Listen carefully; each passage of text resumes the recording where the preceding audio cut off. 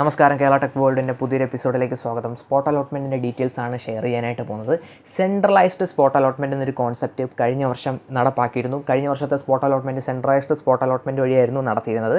Spot അലോട്ട്മെൻറ്റിനെ കുറിച്ച് പറയാനുള്ള പ്രധാനപ്പെട്ട കാരണം, ഈ ഒരു തേർഡ് അലോട്ട്മെൻറ്റ് എന്ന് പറയുന്നത് എൻട്രൻസ് കമ്മീഷണർ എഞ്ചിനീയറിംഗ് കോളേജിലേക്ക് ഡയറക്റ്റായിട്ട് നടത്തുന്ന അവസാനഘട്ട അലോട്ട്മെൻറ്റാണ് ഈ ഒരു തേർഡ് അലോട്ട്മെൻറ്റ് എന്ന് പറയുന്നത്.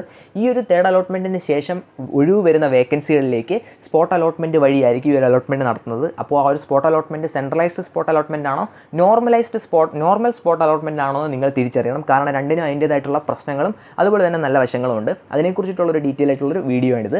ഇനി ഈ ഒരു അഡ്മിഷൻ പ്രൊസീജിയറിൻ്റെ ടൈമിൽ ഏതെങ്കിലും ഒരു ടൈമിൽ വിദ്യാർത്ഥിക്ക് നേരിട്ട് ഹാജരാകാൻ പറ്റാത്ത, അതിന് സ്പോട്ട് അലോട്ട്മെൻറ്റ് ആണെങ്കിലും അല്ലാത്ത അലോട്ട്മെൻറ്റ് ആണെങ്കിലും ഏതെങ്കിലും ഒരു സാഹചര്യത്തിൽ വിദ്യാർത്ഥിക്ക് നേരിട്ട് ഹാജരാകാൻ പറ്റാത്തൊരു സാഹചര്യം ഉണ്ടെങ്കിൽ പ്രോപ്പർ ഓതറൈസേഷൻ ലെറ്റർ കൊണ്ട് ഒരാൾക്ക് വിദ്യാർത്ഥിയെ റെപ്രസെൻറ്റ് ചെയ്തിട്ട് ഒരാൾക്ക് ഈ ഒരു അഡ്മിഷൻ പ്രൊസീജിയറിൽ വിദ്യാർത്ഥിക്ക് വേണ്ടിയിട്ട് അപ്പിയർ ചെയ്യാനായിട്ട് സാധിക്കും.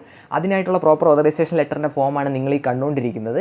ഈ ഒരു ഫോം നിങ്ങൾക്ക് ഡൗൺലോഡ് ചെയ്യാനായിട്ട് രണ്ട് മാർഗ്ഗങ്ങളുണ്ട്. ഒന്നുകിൽ കീമിൻ്റെ പ്രോസ്പെക്ടസിൽ പേജ് നമ്പർ 164 ഇത് അവൈലബിൾ ആണ്. അല്ലെങ്കിൽ ഡിസ്ക്രിപ്ഷൻ ബോക്സിൽ നമ്മുടെ ടെലഗ്രാം ചാനലിൻ്റെ ലിങ്ക് ഉണ്ട്. അതിനകത്ത് ഞാനിത് അപ്ലോഡ് ചെയ്തിട്ടുണ്ട്, ഈ ഒരു ഡോക്യുമെൻറ്റ് അപ്ലോഡ് ചെയ്തിട്ടുണ്ട്.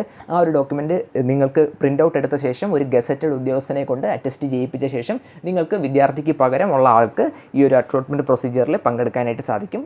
ഈ ഒരു അലോട്ട്മെൻറ്റ് പ്രൊസീജിയറിൽ പങ്കെടുക്കുന്ന സമയത്ത് നിങ്ങൾ ശ്രദ്ധിക്കുക, വിദ്യാർത്ഥിയുടെ പ്രോപ്പറായിട്ടുള്ള ഡോക്യുമെൻസും അതുപോലെ തന്നെ ഈ ഒരു ഓതറൈസേഷൻ ലെറ്റർ കൈവശമുള്ള ആൾ അയാളുടെ തന്നെ ഒരു ID കാർഡും കൈവശം കരുതിയിരിക്കണം ഫോർ വെരിഫിക്കേഷൻ പർപ്പസ്. ഇനി നോർമൽ സ്പോട്ട് അലോട്ട്മെൻറ്റ് അതുപോലെ തന്നെ സെൻട്രലൈസ്ഡ് സ്പോട്ട് അലോട്ട്മെൻറ്റ് തമ്മിലുള്ള വ്യത്യാസമാണ്. നോർമൽ സ്പോട്ട് അലോട്ട്മെൻറ്റ് നിങ്ങൾക്ക് അറിയായിരിക്കും. ഇപ്പോൾ ഒരു കോളേജിൽ ഒരു വേക്കൻസി വരികയാണ്, അതായത് ഒരു 10 വേക്കൻസി വരുവാണെന്നുണ്ടെങ്കിൽ നമ്മൾ ആ ഒരു കോളേജിൽ നേരിട്ട് ഹാജരായിട്ട് വേണം അഡ്മിഷൻ എടുക്കാനായിട്ട്. ഉദാഹരണത്തിന് ട്രിവാൻഡ്രം CETയിൽ സ്പോട്ട് അലോട്ട്മെൻറ്റ് നടക്കുന്നു, TKMൽ സ്പോട്ട് അലോട്ട്മെൻറ്റ് നടക്കുന്നു. അപ്പം ഈ ഒരു രണ്ട് കോളേജിൽ നിങ്ങൾക്ക് അഡ്മിഷൻ എടുക്കണം എന്നുണ്ടെങ്കിൽ നിങ്ങൾ ഈ ഒരു കോളേജുകളിൽ നേരിട്ട് ഹാജരായിട്ട് നിങ്ങളുടെ ഡോക്യുമെൻറ്റ്സ് ഒക്കെ സബ്മിറ്റ് ചെയ്ത് നിങ്ങളുടെ റാങ്ക് അനുസരിച്ചിട്ടൊക്കെയാണ് നിങ്ങൾക്ക് ആ ഒരു കോളേജിൽ അഡ്മിഷൻ ലഭിക്കാറ്. ഇനി അറ്റ് എ ടൈം ട്രിവാൻഡ്രത്തും അതുപോലെ തന്നെ TKMലും ഒരേ ടൈമിൽ സ്പോട്ട് അലോട്ട്മെൻറ്റ് കണ്ടക്ട് ചെയ്യുകയാണെന്നുണ്ടെങ്കിൽ നിങ്ങൾക്ക് നിങ്ങളൊരു തീരുമാനം എടുക്കേണ്ടതായിട്ട് വരും. നിങ്ങൾക്ക് ഒന്നുകിൽ TKM ഇപ്പോൾ അല്ലെങ്കിൽ CET ഇപ്പോൾ അങ്ങനെ ഒരു തീരുമാനം എടുക്കേണ്ടതായിട്ട് വരും. അതുകൊണ്ട് തന്നെ കോമ്പറ്റീഷൻ എക്സ്ട്രീംലി കുറവായിരുന്നു, കമ്പാരിറ്റീവ്ലി കുറവായിരുന്നു.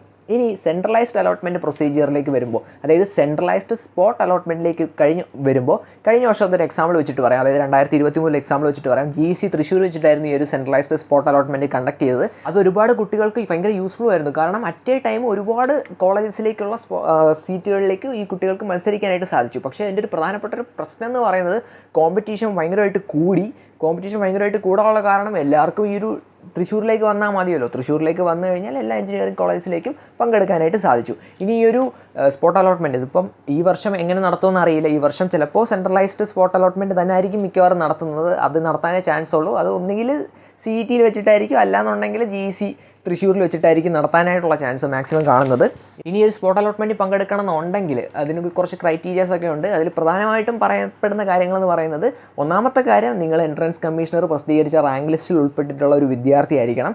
പിന്നെ നിങ്ങൾക്ക് ഓൾറെഡി ഒരു കോളേജിൽ അഡ്മിഷൻ കിട്ടിയിട്ടുണ്ടെങ്കിൽ, ഇപ്പം അത് ഗവൺമെൻറ് അല്ലെങ്കിൽ എയ്ഡഡ് അതുപോലെ തന്നെ ഗവൺമെൻറ് കോസ്റ്റ് ഷെയറിംഗ് കോളേജസിലെ സ്റ്റുഡൻസ് ആണെന്നുണ്ടെങ്കിൽ നിങ്ങൾക്ക് NOC സബ്മിറ്റ് ചെയ്യേണ്ട കാര്യമില്ല. പക്ഷേ പ്രൈവറ്റ് എഞ്ചിനീയറിംഗ് കോളേജസിൽ അഡ്മിഷൻ കിട്ടിയിട്ടുള്ള ഒരു സ്റ്റുഡൻ്റ് ആണ് നിങ്ങളെന്നുണ്ടെങ്കിൽ നിങ്ങളുടെ ഇൻസ്റ്റിറ്റ്യൂഷനിൽ നിന്ന് നോൺ ഒബ്ജക്ഷൻ സർട്ടിഫിക്കറ്റ്, അതായത് ഒരു NOC സബ്മിറ്റ് ചെയ്തെങ്കിൽ മാത്രമേ നിങ്ങൾക്ക് ഈ ഒരു സ്പോട്ട് അലോട്ട്മെൻറ്റിൽ പങ്കെടുക്കാനായിട്ട് സാധിക്കൂ.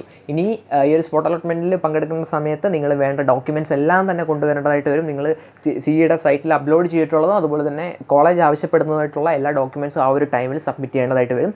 അതുപോലെ തന്നെ ഫീസ് അടയ്ക്കുന്നതിനെക്കുറിച്ച് കുറച്ച് പേര് ഡൗട്ട് ചോദിച്ചിരുന്നു. നിങ്ങളിതൊരു CEന്ന് ഇൻഡിപെൻഡൻ്റ്, അതായത് എൻട്രൻസ് കമ്മീഷണറിൽ നിന്നും മാറി ഇൻഡിപെൻഡൻ്റ് ആയിട്ട് നടത്തുന്ന ഒരു അലോട്ട്മെൻറ്റ് ആയതുകൊണ്ട് തന്നെ നിങ്ങൾ ഫീസ് അടയ്ക്കേണ്ടതായിട്ട് വരും. അതായത് ട്യൂഷൻ ഫീസും അതുപോലെ തന്നെ ആ ഒരു കിട്ടിയ കോളേജ് അനുസരിച്ചിട്ടുള്ള അവരുടെ മാനേജ്മെൻറ്റ് ഫീസോ അതല്ലെങ്കിൽ PTA ഫീസോ അതല്ലെങ്കിൽ ബസ് ഫീസ് തുടങ്ങിയ കാര്യങ്ങളെല്ലാം തന്നെ ഫീസ് അടയ്ക്കേണ്ട ടൈമിൽ നിങ്ങൾ ആ ഒരു കോളേജിൽ നേരിട്ട് അടയ്ക്കേണ്ടതായിട്ട് വരും. അപ്പോൾ നിങ്ങൾക്കൊരു ഡൗട്ട് കാണും, നിങ്ങൾ ഓൾറെഡി അലോട്ട്മെൻറ്റ് കിട്ടി ഫീസ് അടച്ച ഒരു വിദ്യാർത്ഥിയാണ് ഈ ഒരു സ്പോട്ട് അലോട്ട്മെൻറ്റ് വന്നത്. അങ്ങനെയുള്ള കേസിൽ നിങ്ങളുടെ ആ ഒരു ഫീസ് എന്ത് ചെയ്യുമെന്ന് ചോദിച്ചു കഴിഞ്ഞാൽ, ഈ ഒരു അലോട്ട്മെൻറ്റ് പ്രൊസീജിയർ എല്ലാം കംപ്ലീറ്റ് ചെയ്തതിന് ശേഷം എൻട്രൻസ് കമ്മീഷണർ നിങ്ങൾക്ക് ആ ഒരു ഫീസ് റീഫണ്ട് ചെയ്ത് തരും. ആ ഒരു ഫീസ് എന്തായാലും നിങ്ങൾക്ക് തിരിച്ചു കിട്ടും. അതിന് വേണ്ടിയിട്ടുള്ള നോട്ടിഫിക്കേഷൻ സ്കീമിൻ്റെ സൈറ്റിൽ വരും. ആ ഒരു ടൈമിൽ നിങ്ങൾക്ക് നിങ്ങളുടെ ഈ ഒരു അക്കൗണ്ട് നമ്പറൊക്കെ കൊടുത്തു കഴിഞ്ഞാൽ കൃത്യമായിട്ട് ആ ഒരു പൈസ നിങ്ങളുടെ അക്കൗണ്ടിലേക്ക് കിട്ടും. അപ്പോൾ ഇതാണ് ഈ ഒരു സ്പോട്ട് അലോട്ട്മെൻറ്റിനെ കുറിച്ചിട്ട് എനിക്ക് പറയാനുള്ളത്. സോ വീഡിയോ യൂസ്ഫുൾ ആയെന്ന് കരുതുന്നു. You are watching Kerala tech world, signing out.